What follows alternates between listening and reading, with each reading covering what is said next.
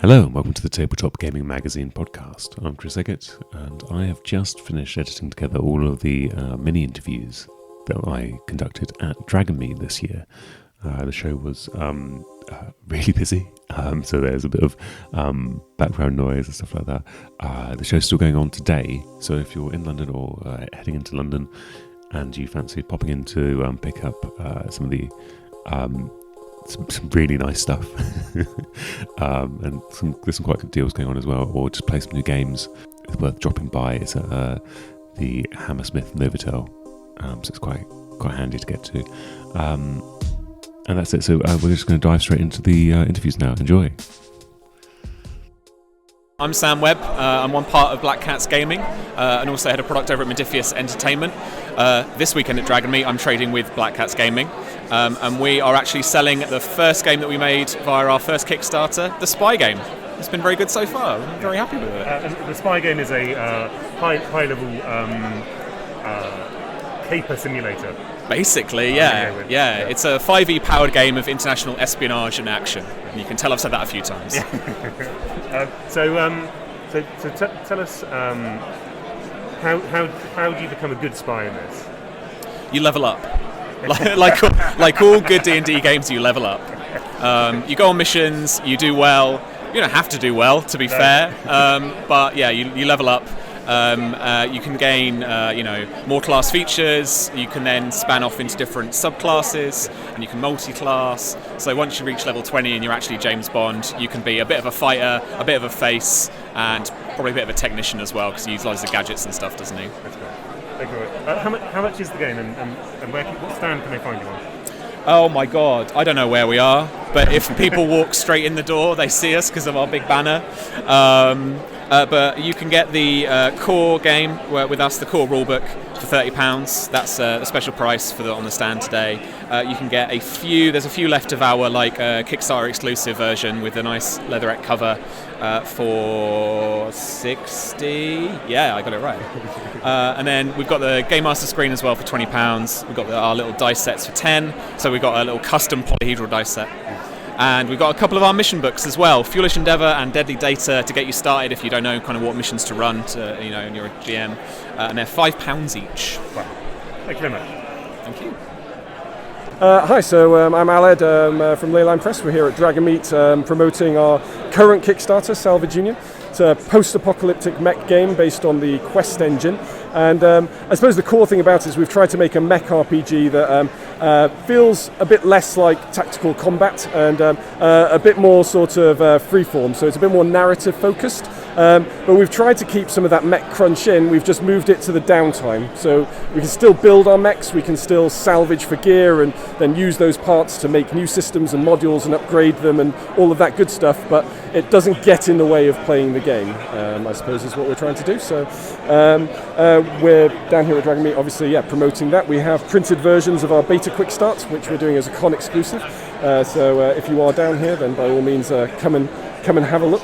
But the free quick start is available on the Kickstarter page as well. So. It's very good. And you funded already anyway? We have, yeah. I mean, we funded in 7 hours. So it was, yeah. Glitter and gobs we did. It is, yeah. We're just unlocking the stretch goals now. We've already unlocked a module by Diogo Oilskull, so our resident Any winner who's writing for us. I think we've got a couple more modules up our sleeves and a load of other good stretch goals. I think we've hit one this afternoon actually as well. So the special edition is now coming with a dust jacket which has the Haynes manual style cover on it as well. So incredibly funny. Yeah. This is your fault, isn't it? You're the designer, right? Yeah, no, I'm the designer. I actually designed this cover about 2 years ago because I was like, I want to put a mech on like a workshop manual. So yeah, no, that was very much in the works from a long time ago. Yeah. So this is the game for people who looked at Lancer, liked the art, then realised it's actually a war game.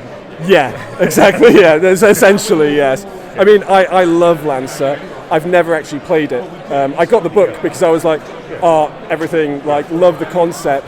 But I want to play it as a war game, not as a RPG. And so I was like, right, okay, well, look, how do we take that and change it?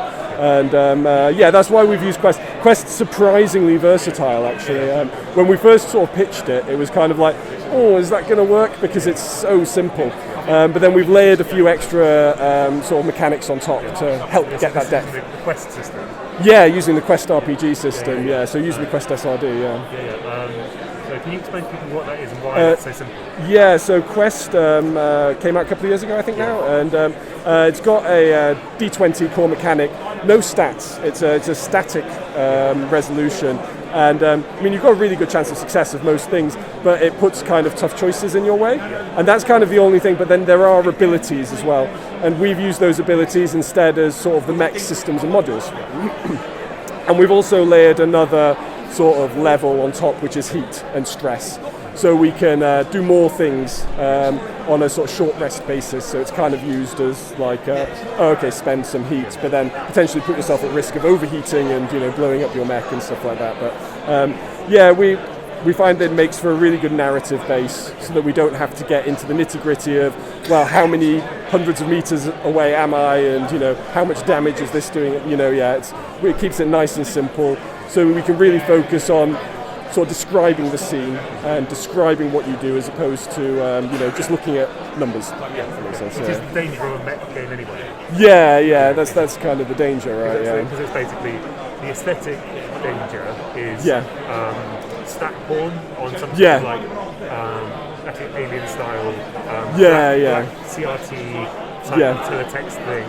Exactly. Loads of different numbers going to different points. None of it makes any sense. That's the danger of it, isn't it? It is, absolutely. This is solving it. Yeah, this is solving it, because actually we don't really have any numbers. The only numbers you've got, we have 3 stats essentially, which is your health, how much stress you can take, and how much energy points you have, or ability points.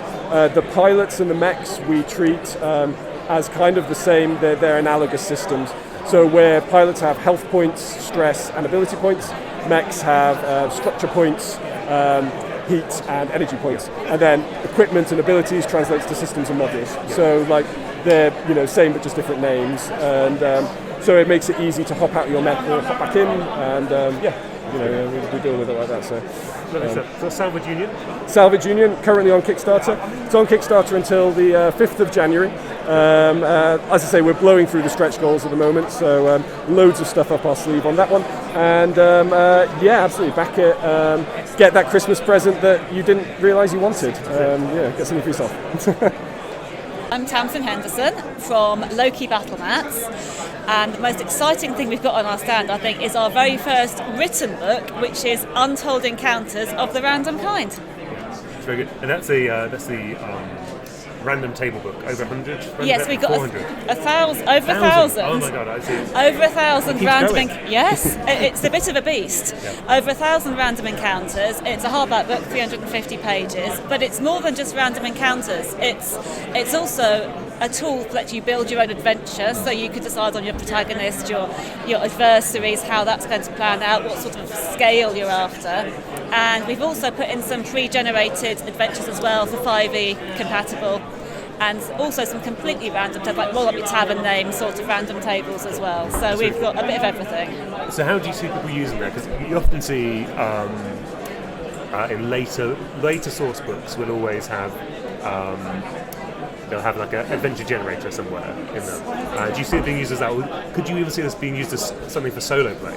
Yes, it would be fantastic for solo play, because it means you can surprise yourself, which is an amazing gift. But we're hoping it can be all things to all people, so you can use it as an adventure generator, so you can start off with literally a blank sheet of paper and use the book to build your adventure from there.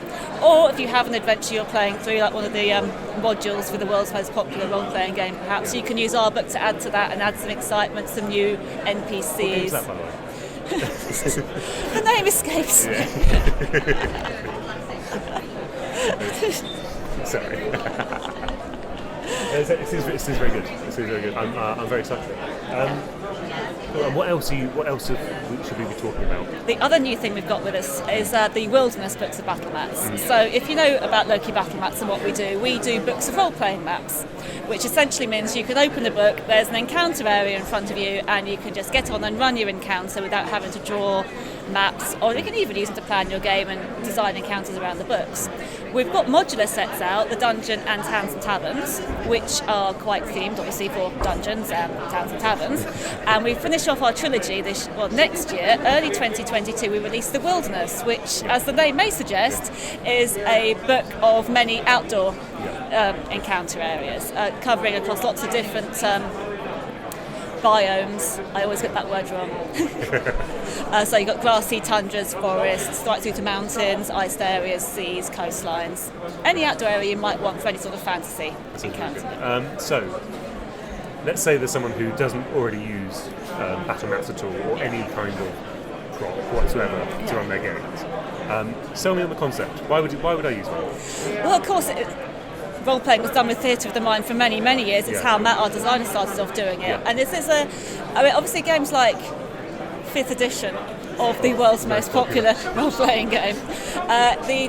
Certainly the combat encounters are very tactical. So you've gone from a scenario where you can still have a lot of immersion with theatre of the mind and through those sort of role plays. But if you're playing 5th edition with tactical encounters, it really helps if you have a visualization exactly with a 5 foot to 1 inch grid perhaps to help you see the scale of that. So you know where your lines of sight are, you know where your areas are. So if you're dropping a fireball somewhere, you know who it hits. Is it bigger than the room you're casting it in? Would that be a disastrous thing? It's very clear in front of you. And a lot of people, of course, play with miniatures on the books as well. So that's a nice way you can enhance your game. It's something I found as a GM. I didn't know my players wanted to start using it. Yes. So it's something I think most people need to try out at least. Yes, like I mentioned Matt before, he's my husband, it's a family business, he designs all our maps, but he's been a DM over 35 years now. And he, for many, many years, never used maps at all. But I think he used a map, and very quickly in the bigger scheme of things, now we have a company that makes and produces map books. And that happened very, very quickly. So yes, once you go maps, you don't go back. That's right. Thank you very much. I'm Anna from the Rainy Day Games Collective. I'm down here selling my wonderful solo RPGs, trying to live. And also it's our first time exhibiting as Rainy Day Games with myself, Jack Harrison, Chris Birch and Matt Sanders. Very good. And so do you want to give us a little potted view of what you've got on sale here? Generally. Yep. Generally, I have solo RPGs from the simulation-heavy Delve, Rise and Umbra, to the softer, cozy fantasy of Apothecaria, to the weird Scratch and Journal of the Dig. Yes. Or to my partner's Fantasy Bestiary, which is fantasy creatures redesigned by a zoologist. That's very good. I haven't actually seen that. That's right there. I won't think about that. We'll do that in a second. Okay. Yeah. Let's talk about the dig, because this is the big novelty item you've brought with you, more or less. This is the big funny thing. Yep. So this is thanks to my Patreon supporters. I was able to do something weird and experimental. It is an A3 scratch poster, 21 grids that you scratch one a day. As the head of a paleontological dig, you're uncovering fossils and writing prompts. And I can't say too much about spoiling it, but let's say that it's sort of inspired by The Mummy. It's turn of the century or whatever era you choose. It's got horror, it's got romance, and it's got a lot of bad things. Excellent. I think it's good because it's sort of like it's kind of a follow-up to Delve in some ways. It's like, if you like digging, yes, but you could do slightly less of it. Yes. Yeah, I suppose I do have a bit of a weird hidden obsession with digging here, actually. This is the rut. It's like an underground rut you've made for yourself here. Not a bad thing. Yeah, I think my next game will just be Dig a Hole, the RPG. Go out, you draw a card and it tells you how many feet you have to dig. Yeah, that sounds fun. Excellent. Well, thank you very much. Thank you. I'm Jeff from Oakbound Studio. We do old school, traditional, classic styled lead miniatures, but we try and partner it with a sort of contemporary strategic rule set rather than just a bucket full of dice kind of game. What is the game itself called? So the main system we have is called The Woods. It's a scalable miniatures game, so it plays in role-play mode, skirmish mode, or battle mode. and it's a diceless game, so everything is based on the stats that your models have. They combine in certain ways with actions on the tabletop to give you compatible ranges or scores if you're trying to fight or influence your opponent's characters. In some ways, it's GM-less. It is, yes, yeah. You can obviously you can play it with a GM, but in skirmish and battle mode, certainly it's designed to not need one. But it is very objective driven. So at the start of the game, you and your opponent will choose what objectives you're going to try and do during the game, and the intention is to provide some alternatives to it just being a sort of straight combat game. So although certain warbands are very good at ploughing in and hacking and slashing their way through to victory, some warbands are very good at hanging back and shooting things, but you're often not going to achieve your objective by doing that. And in some cases, if you spend too much time and attention doing that, things can go horribly wrong for your side. So there are other ways of influencing the board. You can interact with terrain features. You can use things like coercion and menace and intimidation to make your opponent's models do things that you want them to do rather than the opponent wants them to do. There's a lot of sort of use and positioning of models is really important. So it's a bit cerebral, but it's also extremely narrative because it's so heavily rooted in the stats of the characters themselves. So your storyline is generated by the characters acting as they would on the tabletop because everything is driven by that stat line and that profile. Very cool. And then, do you make the minis? Yes, yeah. These are really cool. I think we're going to have to both take a step towards and start. Okay, yeah. So that's sorry everyone listening to this.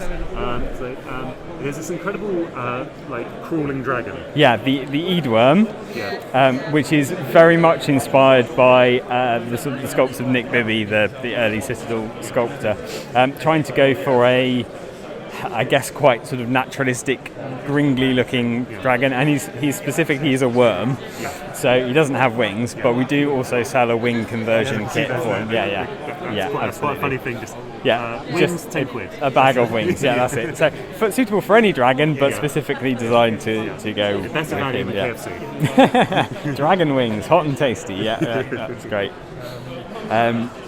And most of these miniatures are sculpted in-house. There are a few in our range that were commissioned sculpts. We've had other sculptors every now and again doing bits for it, but primarily we're sculpting and casting everything ourselves. So it's a very in-house unit. Yeah. Are we talking sort of shed stuff? Yeah, absolutely. Yeah. The spin caster is out in the shed. Yeah, certainly. Yeah. Well, thank you very much. Yeah, you're welcome. It's a pleasure. My name's Matt Sanders and I write for As Sealed Library.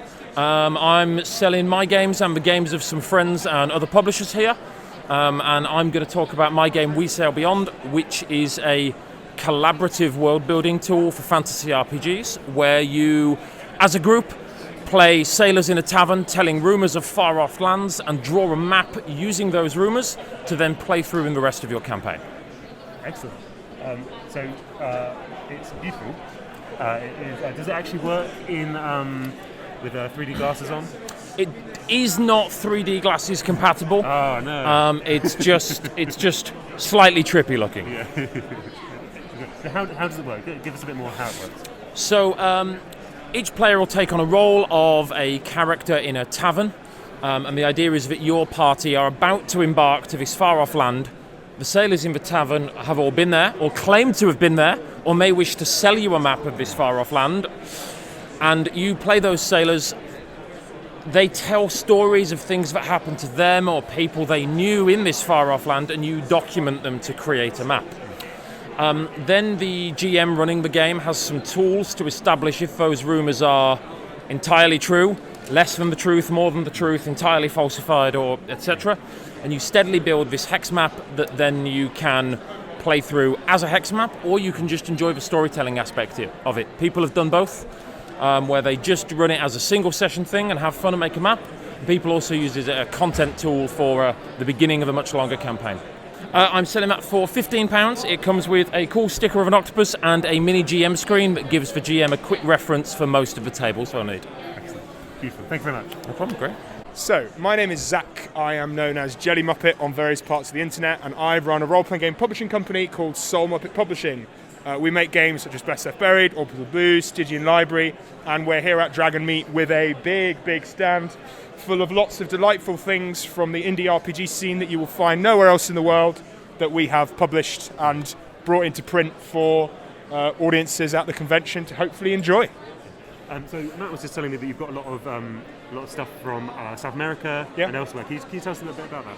Yeah, so there's some parts of the world where it's easier to make RPGs than others. In places like the UK and America, you can get access to really good printing and cheap distribution, and borders are easy to manage. Whereas if you are in other parts of the world, such as Latin America, Southeast Asia, Africa, it can be a lot more difficult to get access to sort of things. We've got a couple of games of us at the moment that we've got from some of the leading creators in RPG LATAM, so Latin America, and some SEA creators as well in Southeast Asia.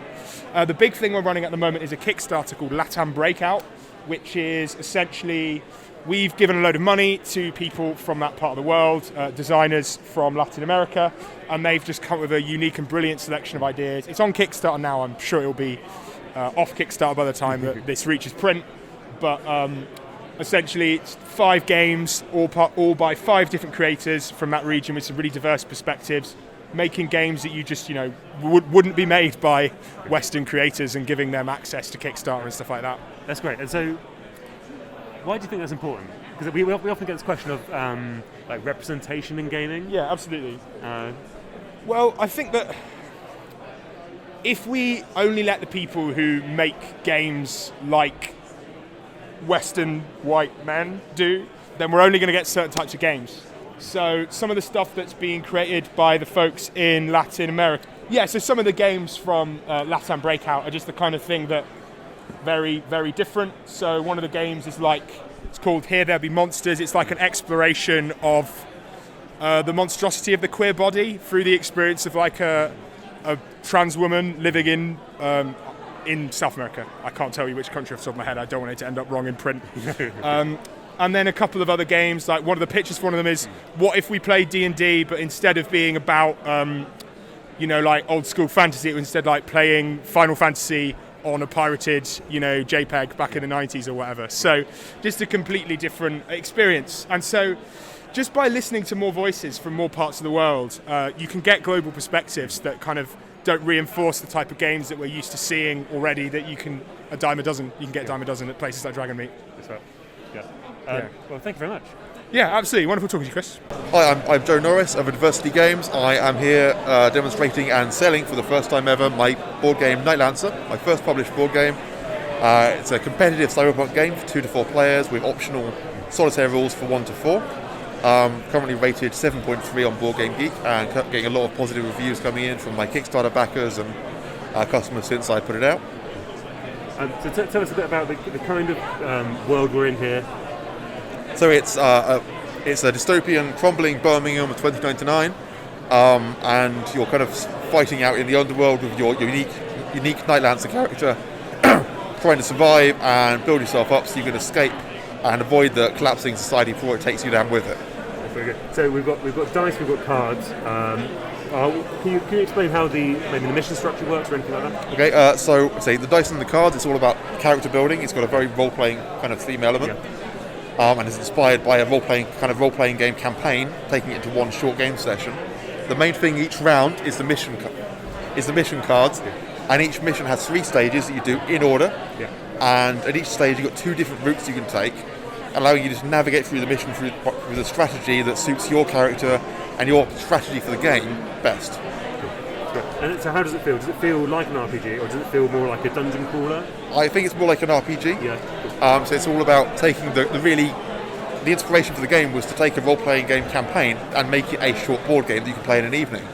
And it's taking the really important decisions like that, like what missions do you take? Do you take the dirty, nasty assassinations or kidnappings or extorting money, or do you try to keep it the targets, like going for the vile corporations and take them down yourself, and making that sort of decision for your character? And do you get all the cyberware and cut out all your meat and replace all your body parts? Do you kind of try to build a contact network and have lots of friends and build the community? Which way do you take it? And that's that sort of important central decision to the role-playing game, all in this board game. You can find me at adversitygames.com. I have a store set up there, and you can buy my game, I'll answer through the store. So I'm Willow Woods. I'm a fantasy indie author. So I've got two of my novels, Where I Belong and Shadow Courtesan. So they're both standalone fantasies. Where I Belong's like your traditional fantasy, and Shadow Courtesan's about dark fantasy about vampires. Good. Can you tell us a little bit more about the plot, the characters, what kind of thing we'd expect? So in Where I Belong, you kind of follow Alexandra, who washes up on the shores of Bournemouth with absolutely no idea of who she is, except she's in a wedding dress. And as you kind of go through her journey, she realises she's a princess from another kingdom, and she jilted her fiancé at the altar on their wedding day. That sounds cool. Yeah, That sounds great. Thank you. That's so Bournemouth, you said? Yeah, Bournemouth. As in Bournemouth, as in? As in south of England? Yes. Somewhere in England. Yes, okay, not mystical Bournemouth. No, it's Bournemouth. So it was originally set in Portsmouth, and then I stayed at my friend's in Bournemouth. Yeah. And she had an amazing flat, and I was like, I want to set it here now. Yeah. So it got like a last minute change. So yeah. That's great. Okay. What else are you bringing to the table? There's other bits and bobs I can see all about. So I've kind of launched today some new bookmarks that have got the emblems from both books, and some badges with the same ones, and I've started making jewellery as well to go with them. So keeping busy throughout the pandemic. Thank you very much. Thank you. My name's James. I work for Phalanx. We are a publisher of largely historic themed games, but also other types of contemporary games or fun games as well. So tell us, what have you brought here today that we should be most excited about? The game we're most excited about is a game called Purple Haze. It's going to be launched on the crowdfunding platform GameFound next month in January. Purple Haze is an immersive simulation. It's in part story creation, in part campaign game, in part tactical combat game, where you control the fate of 6 Marines on tour in Vietnam. The game has 8 linked missions, and it has a campaign element because your Marines can get experience points over the course of the campaign, which will allow them to upgrade their specializations. They may take damage or injuries which will be permanent. It's very extreme amounts of storytelling in it, and lots of narration. You'll read through certain parts of the story, get keywords which will allow the story to branch over the course of the campaign, and there will also be tactical combat and other kind of elements as well. And can you remind me what the name of the video game that it was kind of inspired by? The designer was originally inspired by a game on the Amiga called The Lost Patrol, which was essentially a platoon of Marines had got lost and they need to get back home, and that's actually the first mission in our campaign game. But then we've taken it and we've given it a lot more narrative text around it as well. But The Lost Patrol. The other 2 games we brought with us are Rocket Men, which is our game about modern day space exploration and modern day space race. It's a deck building game where you play the likes of Richard Branson, Jeff Bezos and the like. And also we brought Nantinarking, which is a Victorian London themed game for 2 to 4 players, where you're trying to outsmart your opponents and reach your secret victory conditions before your rivals. Both of those games are by Martin Wallace. And Nantinarking is your way to get the old Discworld Ankh-Morpork board game, isn't it? It's a reskin of the Discworld game. So Martin Wallace did the Discworld game when Terry Pratchett died.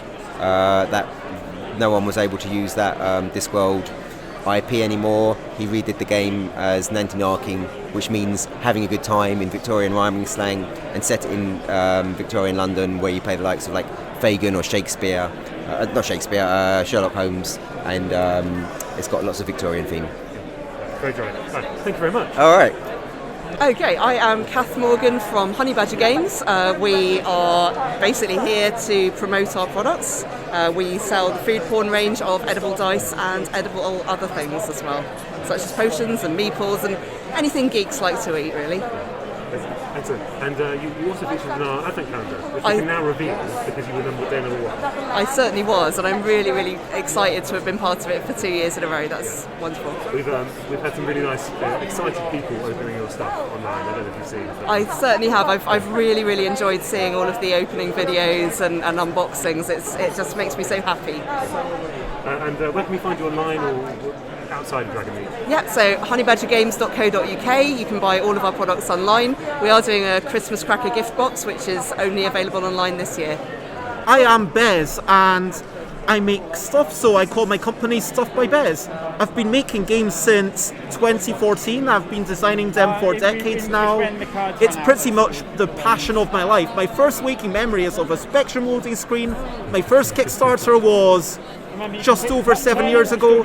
In a bind, it's done really well now as Yogi, and I'm privileged that people are continuing to support me through DL Deck, through Kitty Cataclysm, and now I'm here with my Bezzy Budget bags after obviously a long spell of COVID and no one being able to do anything last year. I guess I'm here because I just love conventions. I think that conventions are just such a fantastic thing to be able to come over and see how people respond to your stuff. Because ultimately, you're never sure, is this good? How good is it? Until you see people and then they're telling you, I played this game with 100 kids and an assembly, and that just blows my mind. And then some of the people come and say, oh, I already know this, I want to buy it. Some of the people are learning it for the first time, and some of the people just come over to say hello.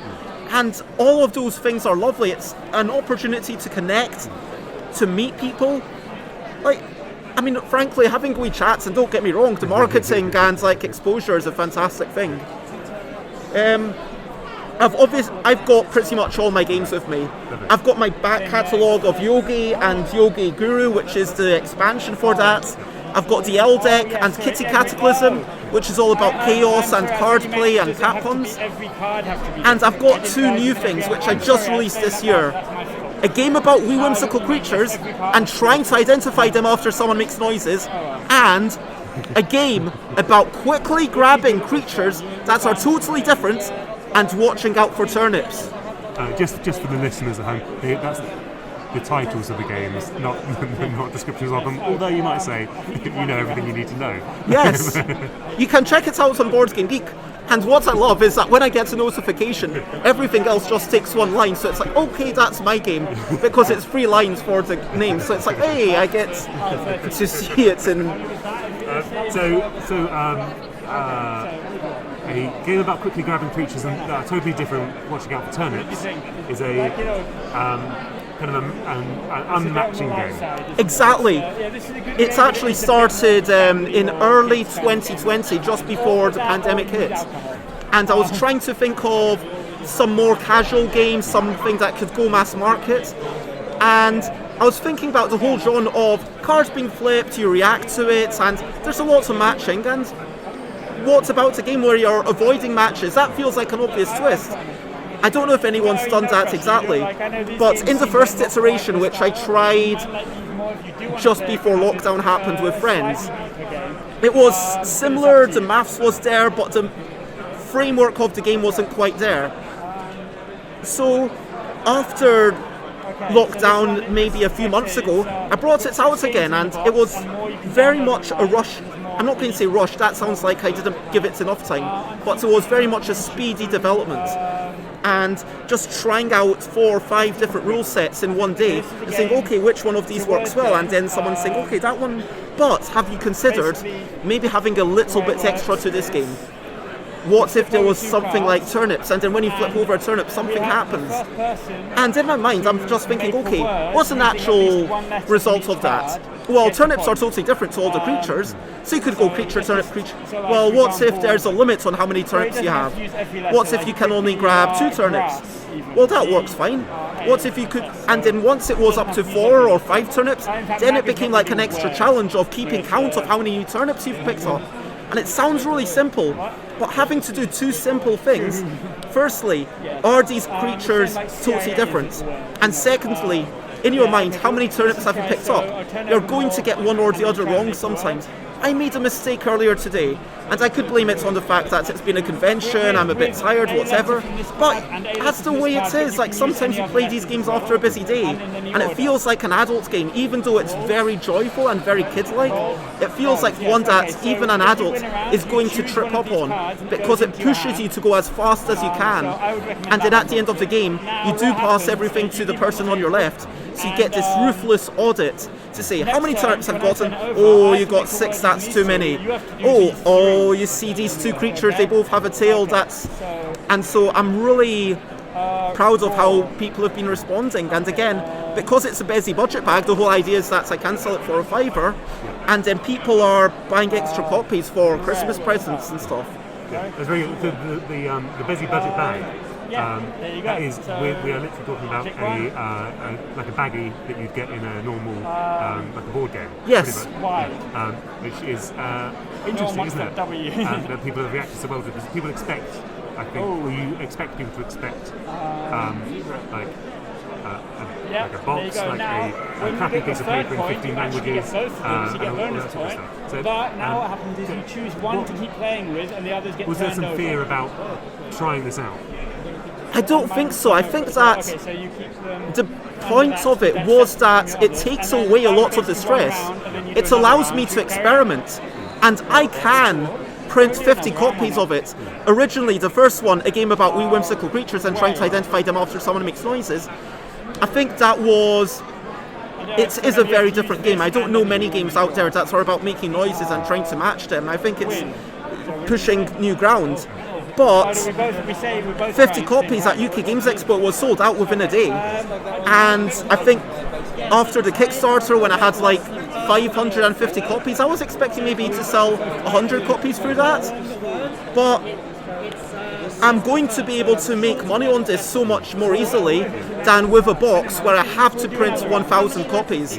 This is obviously operating on a much smaller scale, whereas Yogi, they sell like 20,000 like at a time. This is me getting back in touch with the roots and expressing myself. It's like my art, my idea, trying to do it in a way that I think it's good. And you talk about, yes, the rules are done on cards for cheapness. They are. I don't think that's not like. I think we say things like cheapness, and then. Well, it's passing it on to the consumer. Yeah. I'm passing on all my savings. I'm not. Honestly, like if I think it's good. I think it's kind of, as you say, back to the roots, kind of indie. In lots of ways. I quite appreciate it. Actually. I think it's good. So, what have we got coming next? Well, coming next, I'm going to keep experimenting with more Bezzy Budget bags, because that just offers me an opportunity for more and more things. I'm hoping to have at least a digital version, and there's going to be a game about drawing creatures, complementing the drawings, then complementing the complements. And so it's kind of recursive. So first everyone shows off these drawings that they've done based on prompts that are on the cards, and then everyone, once you do your grand reveal, everyone else in the group has to give its compliments, and then once everyone's done their grand reveals, everyone going round says, "Oh, I just want to appreciate your compliments," because we don't get enough compliments in real life. And at this point, I think it's just nice to have a game which is just about feeling good and making everyone smile. And every time I playtest it, everyone's smiling by the end. And someone's told me, you know that people have to give you the compliments, you know that they are told to by the rules of the game, but it still feels good to get these compliments. Thank you very much. Thank you very much for coming here. Hi, I'm Paolo. I run Lost Pages. We are a fantasy RPG publisher. We mostly focus on occult books for fantasy RPGs, and we just came out with a Kickstarter for the Book of Gaub. It's a system agnostic magic and microfiction, creepy horror spellbook about these hand that appears in your nightmares and gives you access to black magic, and yeah. Very good, very good. And it's sort of mystical in some ways, isn't it? It's a collection of odd little fragments. Yes, it's so every spell has a microfiction attached to it, and that is there to set the mood and to give a bit of background on how to use it, or maybe like some hints or some just flavor. Can you give us one example of your favourite bit? Oh, my favorite bit is there's a lot of it that is great.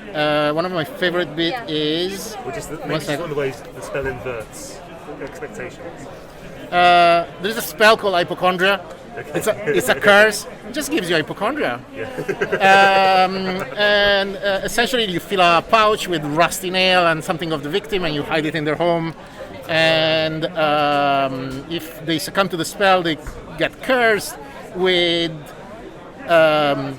all the effects of the wounds and illness to be increased tenfold, and nobody believes them. That's the thing. That's a curse. Nobody believes them. And it's just terrible. It's a book filled with black magic. Beautiful. And yourself, good sir? Hi, I'm Eric. I'm a friend of Paolo's, and I'm the author of Macchiato Monsters, the old school black and white RPG we did together maybe 5 years ago. And now I'm here as the editor-in-chief of Knock Magazine, which is a bric-a-brac of old school D&D stuff. And that's what I'm trying to share the word about. Well, tell us about why we need Knock in the world. We need Knock because web pages are becoming very, very dusty.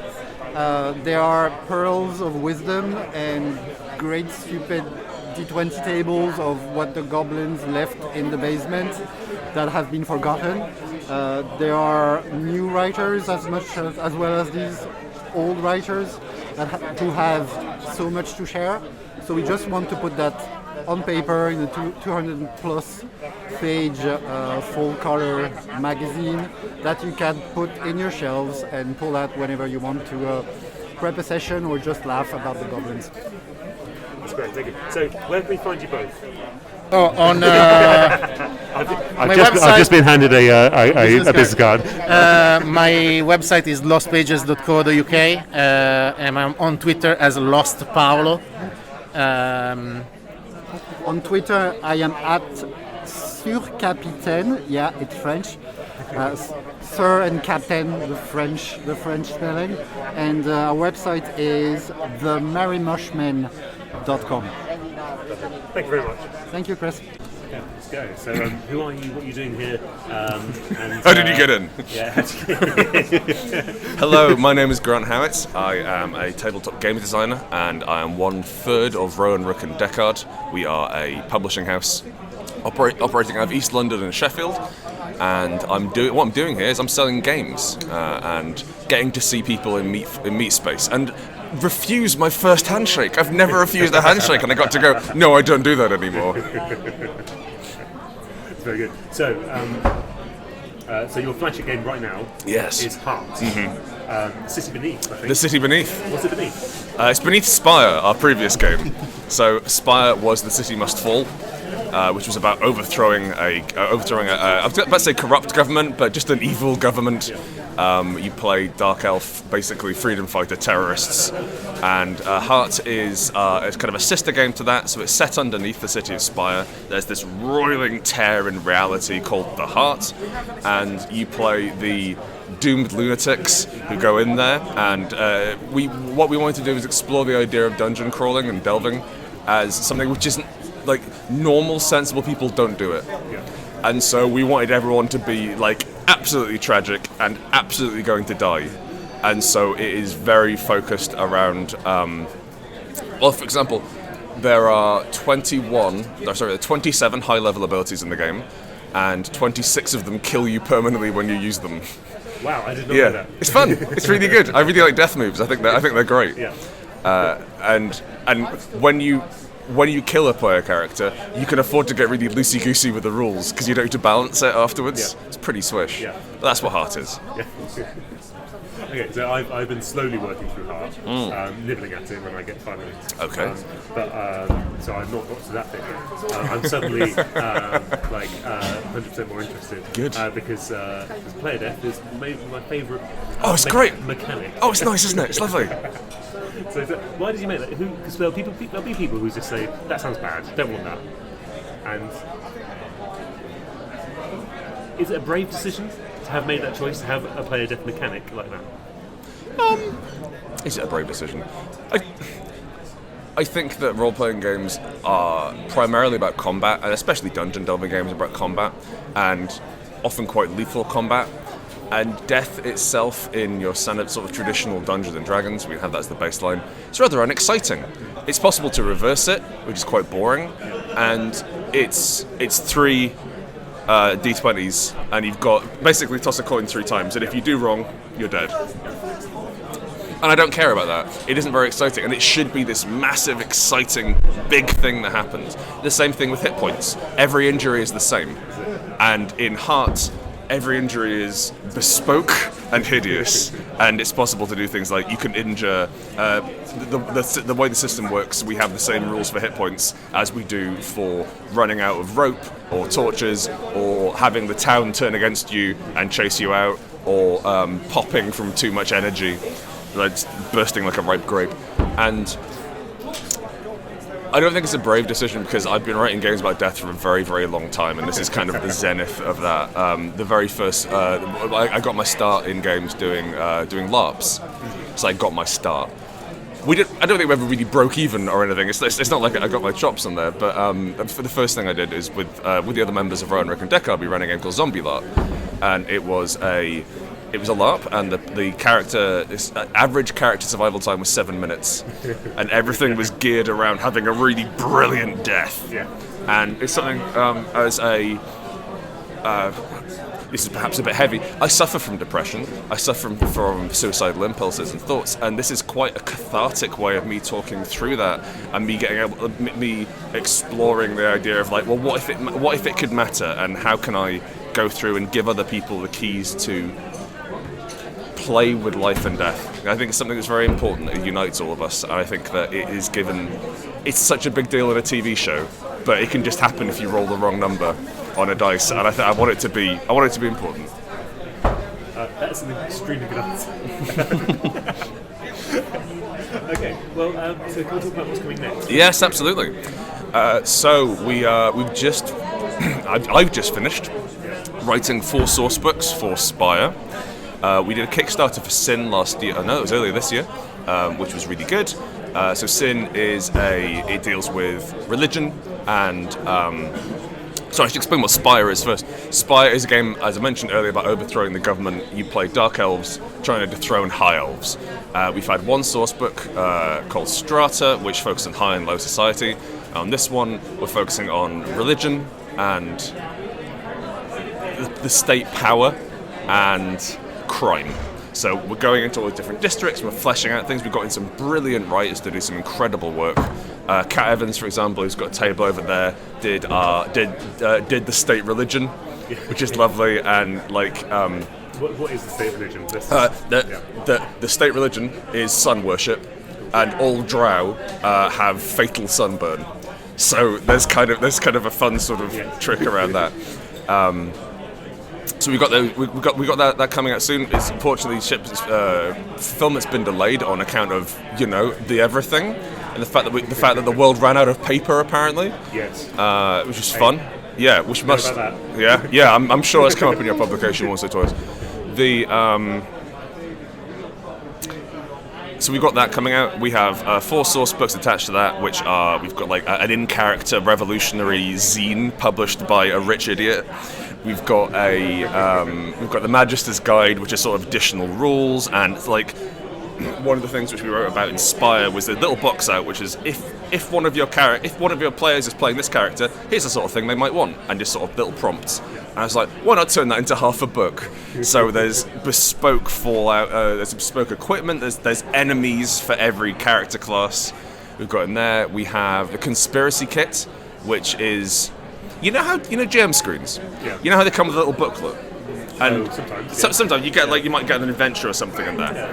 Well, I don't like GM screens, but I do like little booklets, and so we promised a GM screen, and I was like, fuck it, we're doing a 70-page book, which is about it lets you build your own bespoke conspiracy for players to inveigle and infiltrate, and they've got NPCR and as it turns out, a really nice GM screen, and a 4th book, the Quick Start.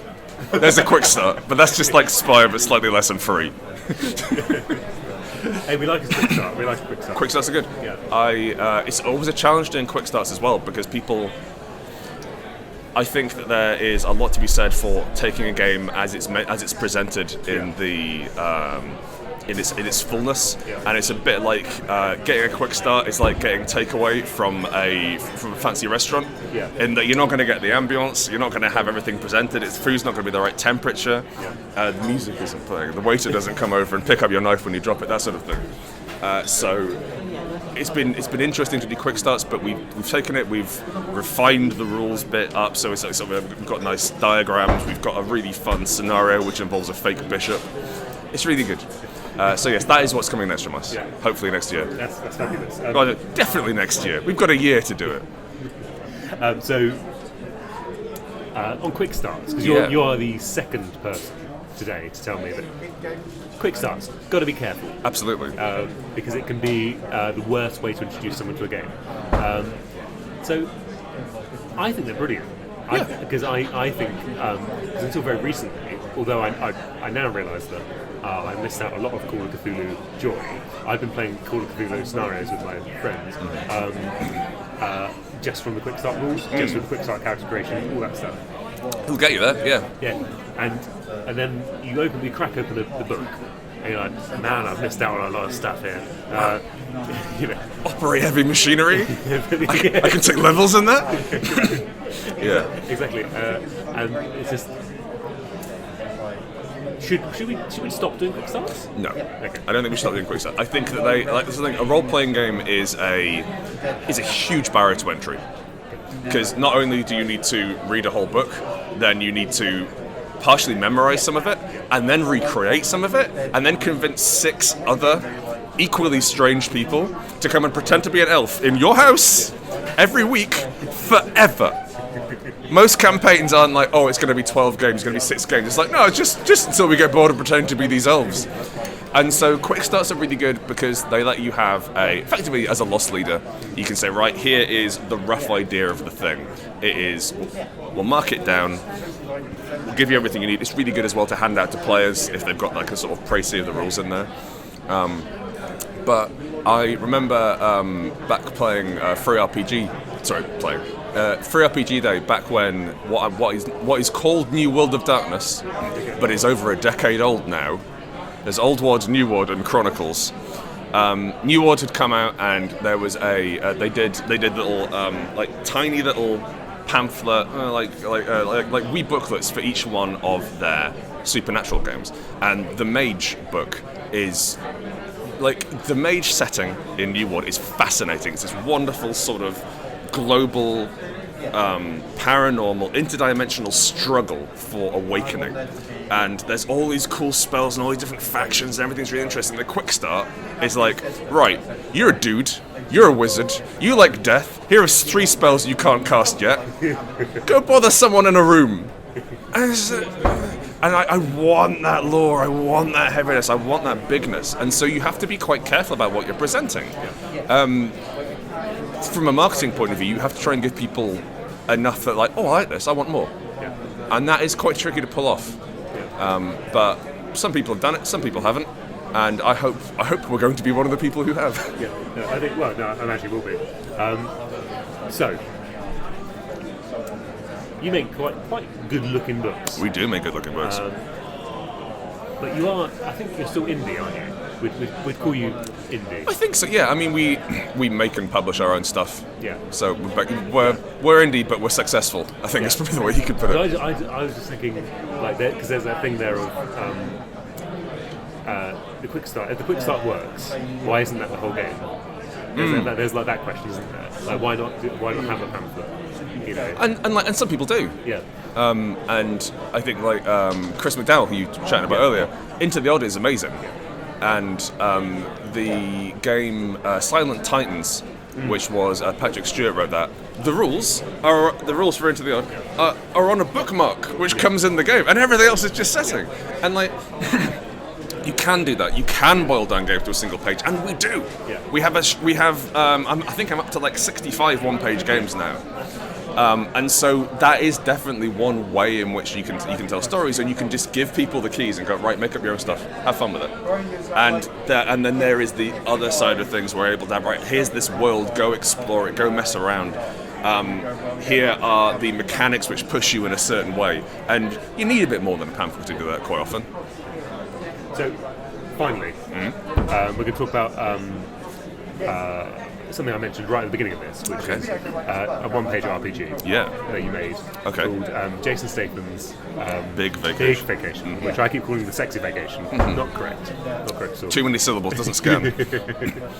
And also just a bit weird as well. Well, it doesn't have to be a Sexy Vacation. Well, I suppose he's not a bad-looking guy. he's a little sort of packet of muscle.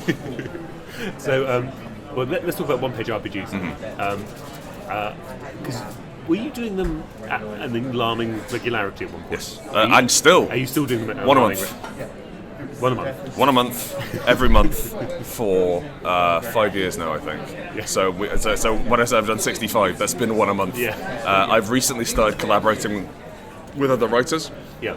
So I've had collaborations with Chloe Mashita, with Daniel Mallory, who doesn't write role-playing games, but he does like incredible cultural commentary and like literary jokes. I believe he's one of this generation's greatest writers, and he got to write a stupid role-playing game about a Commedia dell'arte heist with him. With Chris McDowell, we did a game about turning into a robot when you don't want to turn into a robot. I've done with Sasha Sienna, who's part of MacGuffin. I've got ones coming up with Jion Sheng. I've got Jay Dragon as well. So like a lot of really exciting collaborations, and it's been lovely to have the capacity to go, I got a third of an idea, what have you got? And they're like, I got a third of an idea. And then we just sort of like, and the game comes out. And I end up going in directions I wouldn't have gone, and that's really lovely. But yes, we've put out one a month. And I joke and say that I ran out of ideas about 4 months in.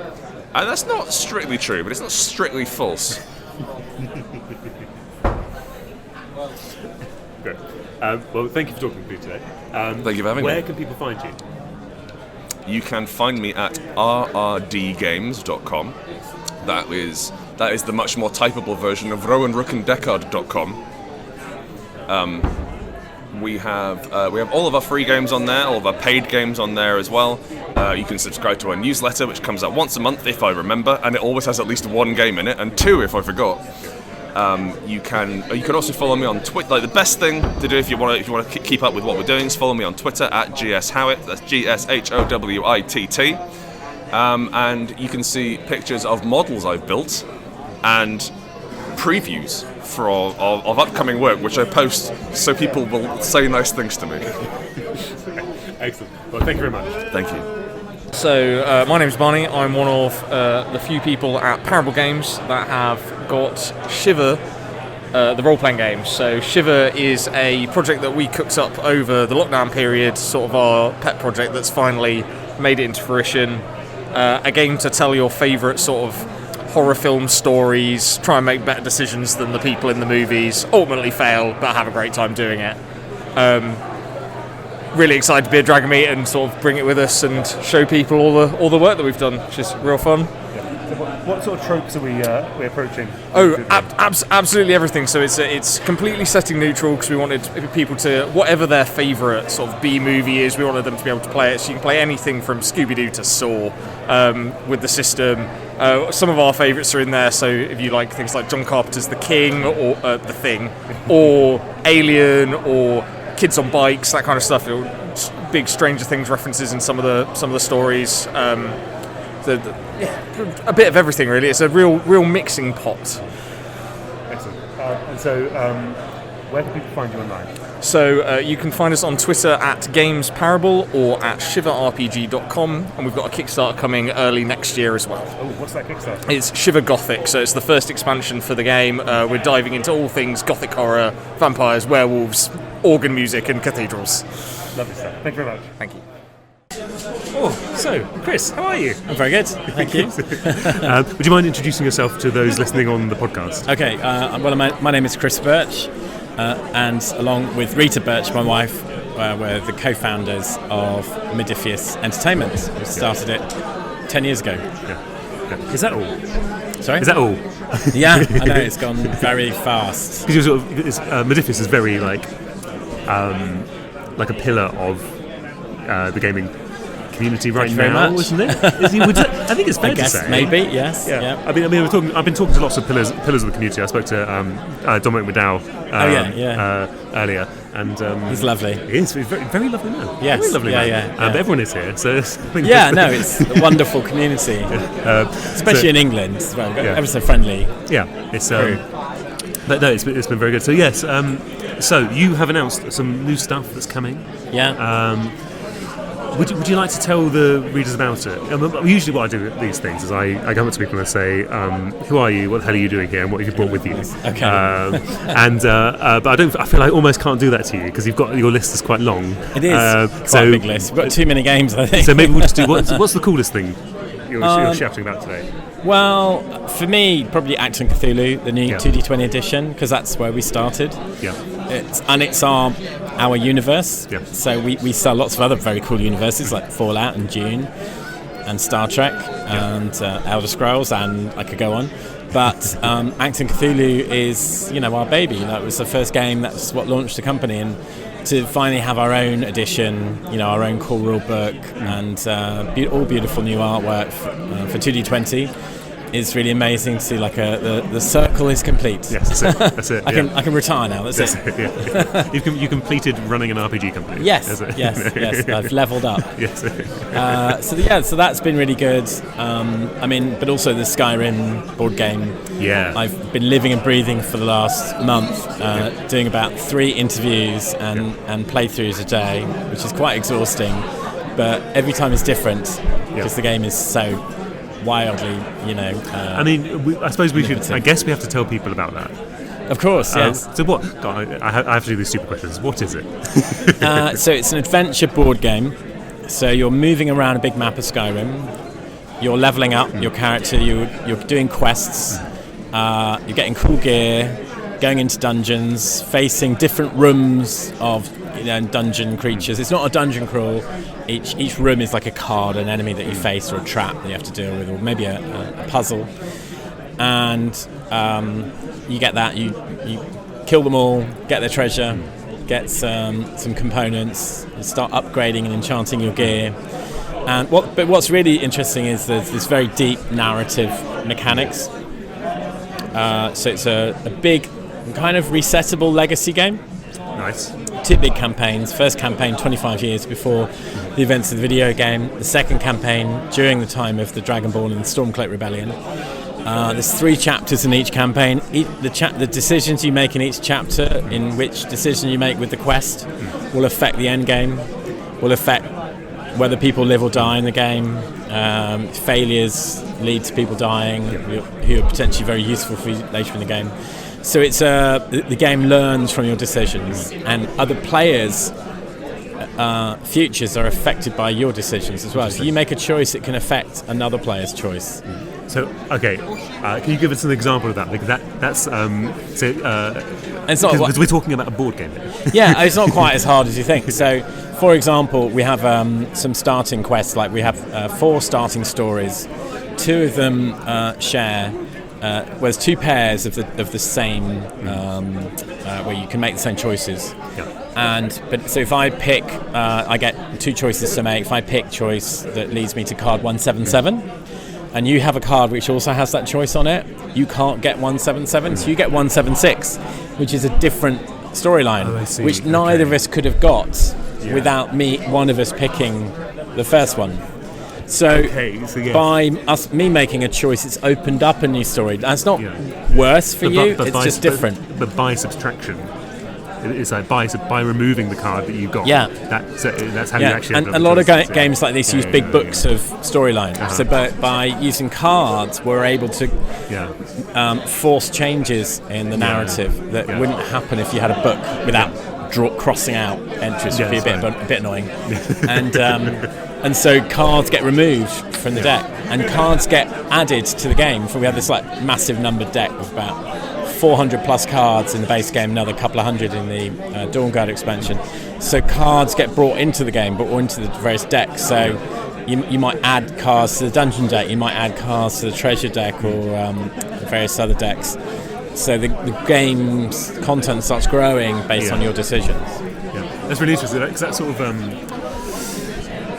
That's because I didn't expect to have this conversation actually, because this is the legacy conversation. Yeah. Really. Yeah. Which is, I think, was solved last year. We thought by Oath. Oh yeah. More or less, because that's a legacy game that we don't rip anything up, and you've also done the same thing here.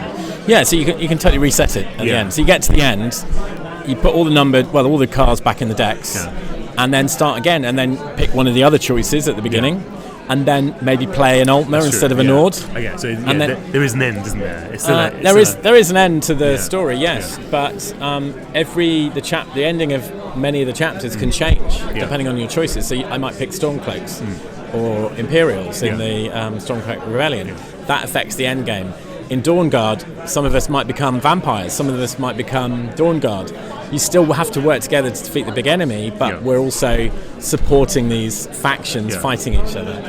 And so the whole kind of the world of Skyrim changes based on your decisions, but you're still working towards this big plot ending. But then but none of those endings are like so secret that it's boring to play again. Yeah. When you reset, you want to see all the different choices. And I explain it like climbing up a pyramid. There's 4 sides you can climb up. And when you climb up a pyramid, do you want to start at the left end, the right end, in the middle? Do you want to go left? Do you want to go right? We're still getting to the top. So all our choices are branching and branching and branching until we get to the top. And so there's so much potential to replay it and replay it and replay it and replay it. Yeah, excellent. That sounds really good. And so then this joins us back onto the other Skyrim project, which I was just saying off mic. I hadn't understood the scale that the Skyrim miniatures game was going to get to. Because you showed me a couple of slides that there's some new stuff coming. Yeah. Do you want to tell us about what's coming? Yeah, so we've got the Dawnguard coming, so really cool Dawnguard armour. You've got vampires coming, so you've got 2 new factions, and you can play vampire characters. You've also got the big demon lord, vampire lord in his form. You've got new adventurers. So it's like a whole storyline that progresses, and there's going to be a whole storyline with the Dawnguard and vampires, and lots of new gear related to them as well. So it's and that's. I mean, we have like a new chapter, probably about twice a year, with lots of new expansions over several months. It's one of those things where I sort of felt like it was the game was quite complete when it was released in lots of ways because of the systems it offered the players. It offered the players like this sort of, which we've briefly spoken about before, this like idea of like narrative wargaming type adventure-y sort of things. Yeah, it's more about kind of dungeon crawling or going up against AI enemies. Yeah. I mean, every faction in the game can be played as an AI enemy. Yeah. Which is great. So you can play against anyone you want. Yeah. Which is, it's just interesting space, because we talked about this thing of well, you've said to me, would it be more fun to lose? Yeah. And that being a interest, like a almost better play experience. Yeah. I mean, you won't see some. I mean, that's Elder Scrolls is I think all the games we're doing, all the miniature games we're doing, are different facets of our research into that big sort of concept of. And the new games, we've got a big new IP we're launching, which is a prequel to Achtung Cthulhu. That's going to have a war game element, and that will have a lot of this. There's another game we've got coming, and so I'm kind of diving deeper into this rabbit hole of the challenge of making a game so much fun to lose. Why would you want to win? Why would you want to finish the to go for the objectives? And that's the interesting thing, the challenge. And I don't pretend to have the answer yet, because there's all this about interesting kind of mechanics and how you bring out a story in a war game such that, of course, it's great fun rolling dice and killing the enemies, but over there, if I go over there to the other side of the board, there's a thing, and if I find that thing, I'm going to discover who my family were. And if I discover who my family were, that unlocks a new unit that I get for my army. Or it's like this whole idea that, of course, the narrative unlocks more fun stuff for the war game. But the narrative, in a sense, is going to be part of the reward. So it's almost, can I make a compelling enough narrative to almost distract from the like mechanical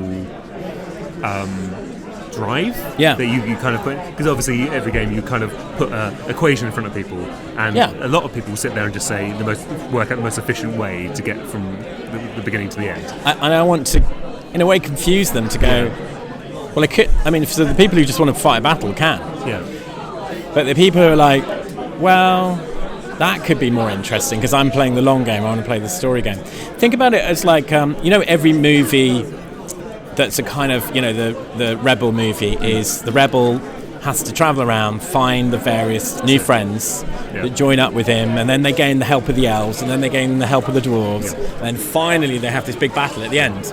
And actually the big battle at the end is a distraction, really. It's just the end of the movie. It's the big kind of finale. But actually what the enjoyable bit is seeing, does he convince the elves to join them? Does he convince the dwarves to join them? Does he get the kind of cool sword that's critical to the final battle? And it's all that I love that.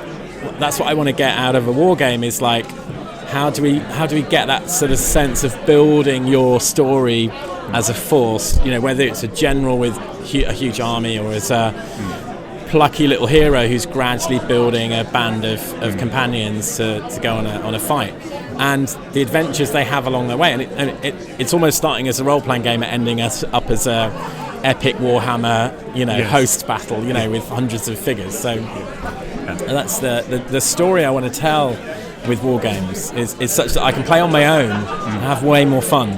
But I can play with you, and we're not fighting each other. So, classic war game, the joke is two people play a war game, one walks away happy. and it's that, and lots of people can be okay about playing a war game together, and it's a laugh. I don't care if I lose. And but for a lot of people it's not fun to lose, and you just painted all those figures and you were really hoping to get a win, especially with tournaments. My challenge to our team is for retailers, let's make a tournament event for a store so much fun to be a co-op event, and not because I want 50 people to go into a shop and play a tournament where every single person wins. And they all walk away going, oh my god, that was amazing. So it's Lord of the Rings, but you've got, the ring has to go to Mordor, but there's actually 50 hobbits. And we're all on the journey. So it's it's all sorts of things, like maybe you'll get to see this hidden part of the new campaign story we're launching, and you'll get this cool thing on the day. The other cool thing about when you're playing co-op games together, everyone helps each other.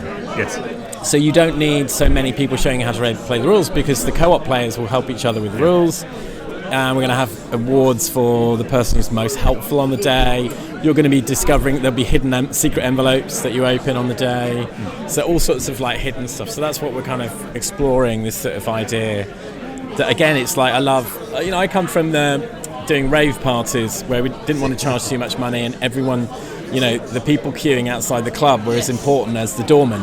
Everyone had, we would, we used to, because the classic thing is that if you walk into a club and you have the doorman's an asshole to you, you have a terrible night. It's that you want, you've got to make sure everyone feels, everyone's equal, right? Those guys walking off the street are paying your wages, So we come to that quite socialist sort of like clubbing background.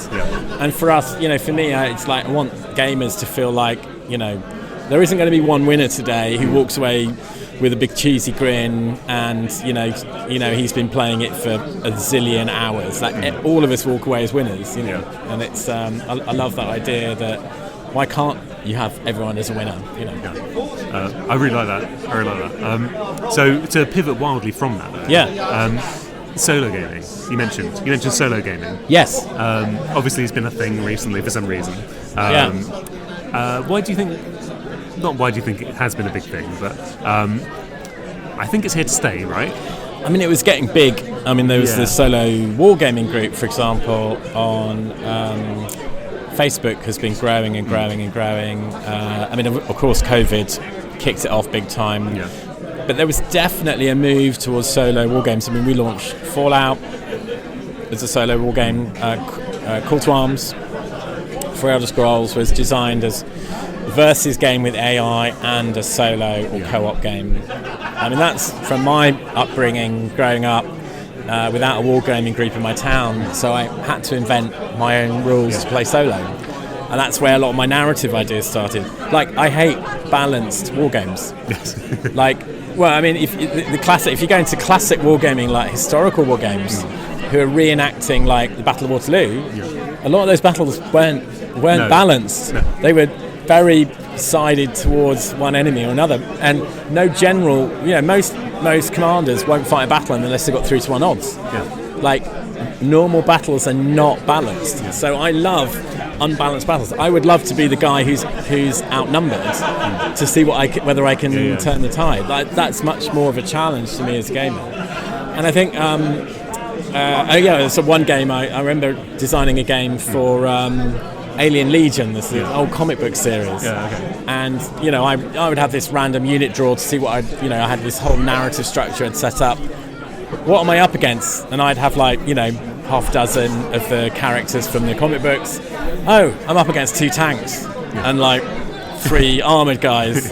This is good. And then, really it's about escaping then. This is not about, So I had to change the story, and you cope with what you get. I like that. What about that? Sorry, I know we're not doing a brainstorming session. Yeah. But a war game where people turn up with their randomised army in some way, and then you decide what your objectives are after you arrive.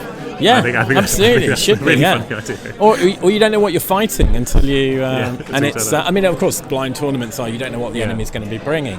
But I want a tournament where it's, or an event where, we get together. Yeah. I'm bringing some Stormcloaks, you're bringing some adventurers.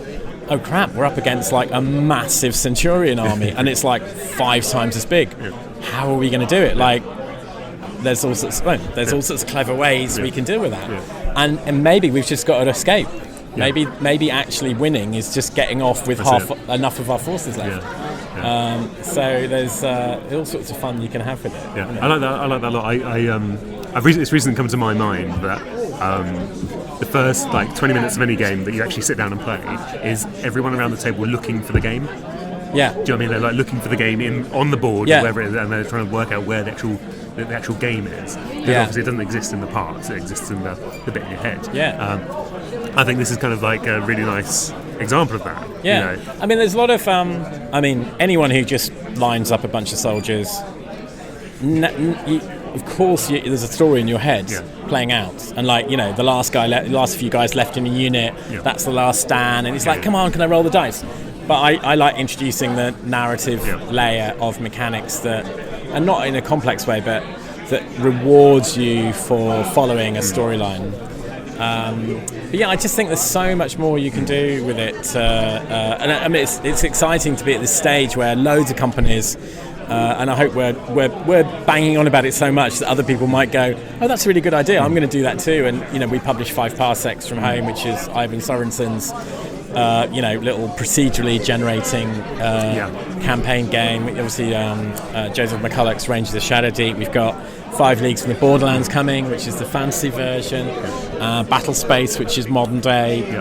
Take some SAS into against some militia or Spetsnaz, and all hell breaks loose. It's great fun.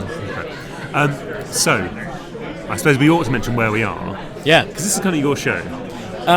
Well, it's me and a lovely man called John Dodd.